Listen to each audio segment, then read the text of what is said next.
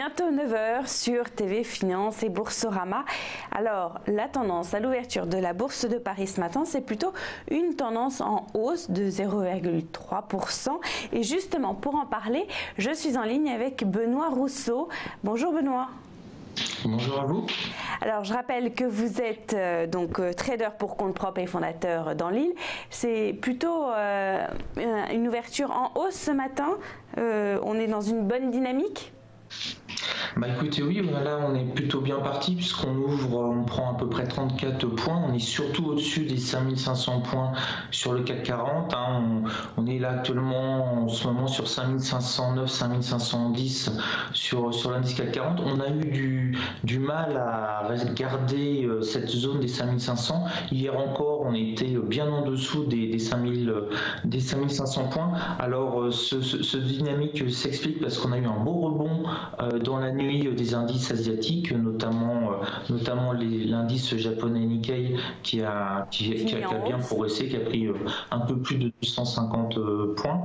Et puis on est aussi soutenu par les résultats entre guillemets attendus. Attention, on les a pas encore parce qu'aujourd'hui c'est une très très grosse journée en termes de résultats pour les entreprises américaines. Et oui, les investisseurs vont aller regarder du côté américain où là beaucoup de grandes entreprises vont publier leurs chiffres. Hier, c'était Facebook, d'ailleurs, qui a annoncé plutôt un chiffre d'affaires au 4e trimestre bon, mais le temps passé sur le réseau social diminue. Et aujourd'hui, alors on attend Apple, UPS, Mastercard. Les résultats attendus sont plutôt bons ou on ne peut pas le savoir d'avance tellement ? Alors écoutez, si je vous indiquais les résultats à l'avance, je risquerais d'avoir demain le FBI qui débarque et 150 à 200 ans de prison.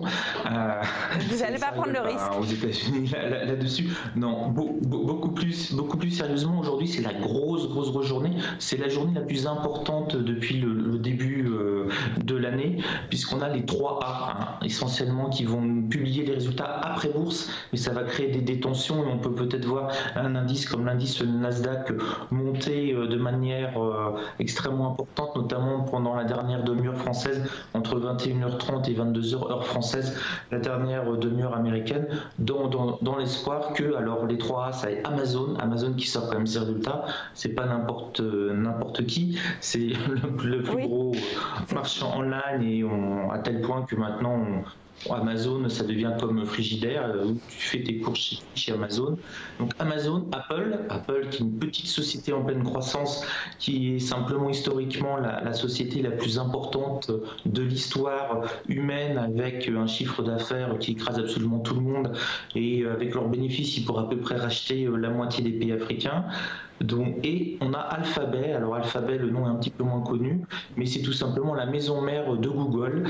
Donc on a ces trois gros là, et c'est vraiment les résultats qui sont le plus attendus. J'avais coché début janvier cette journée du 1er février, parce que là on a vraiment les gros qui sortent. Et puis cerise sur le gâteau, on a Mastercard et Visa, et ça c'est très intéressant parce que ça nous permet vraiment de voir la dynamique économique, puisque on ne paye encore rien du tout, enfin quasiment rien en bitcoins, mais on sort toujours sa carte bleue Visa ou Mastercard. Donc voir le nombre de transactions, voir la progression, ça nous donne un indice extrêmement intéressant sur l'économie mondiale globale, même si on a encore les Chinois qui consomment pas mal encore en liquide, et les Allemands aussi, mais c'est à peu près les deux choses qui les relient, c'est cette capacité à payer en liquide. Mais pour le reste du monde, on sort sa carte, on sort maintenant bientôt son iPhone avec l'Apple Play pour payer. Donc vraiment, on a le poumon, j'allais dire, on fait le point sur ce qu'il y a de plus important actuellement dans l'économie, ce qui apporte le plus de dynamisme: Apple, Amazon, Google, Visa, Mastercard. C'est une belle journée. Alors là, c'est pour les entreprises américaines. On va regarder du côté du palmarès du CAC 40, donc pour les entreprises françaises. Eh bien, c'est Lafarge qui est en tête ce matin avec 1,03%. Côté après suivi du Crédit Agricole 1,22 et puis l'automobile Renault 1,11. D'ailleurs, le marché automobile français démarre bien l'année. Les ventes ont progressé de 2,5% en janvier. C'est notamment tiré non pas par Renault mais par Peugeot. La BNP aussi, côté bancaire, avec BNP qui a une hausse 1,16 ce matin. Et du côté des baisses, eh bien, c'est Vivendi qui est en tête avec 0,55%, suivi de la grande distribution de Carrefour, 0,18%. Alors, Benoît, revenons avec vous. Je voulais juste évoquer aussi la Fed. Sans surprise, la Réserve fédérale américaine a hier parlé de sa décision monétaire et les taux directeurs restent inchangés. Par contre, elle prévoit une hausse de l'inflation pour 2018.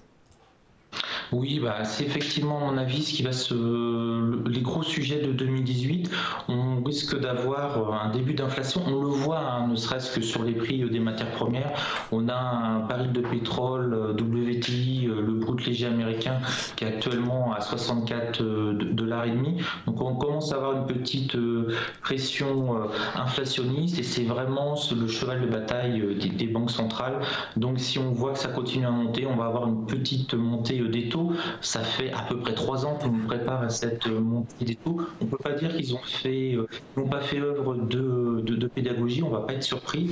Alors comment les marchés vont réagir si les banques centrales montent légèrement les taux, en sachant qu'au niveau des obligataires, on commence à avoir un petit peu de tension. Il y a 2,70 par exemple aux États-Unis. Donc on va peut-être avoir la fin du marché, au moins un arrêt pendant quelques temps en 2018 d'un marché bulle dévastateur depuis plusieurs années maintenant.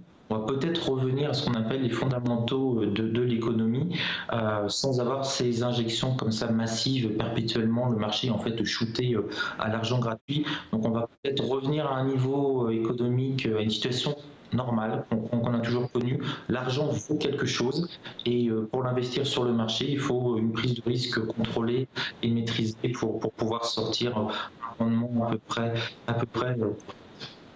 Merci Benoît Rousseau pour tout cet éclairage ce matin. Je rappelle que vous êtes trader pour compte propre et fondateur du blog En Lille.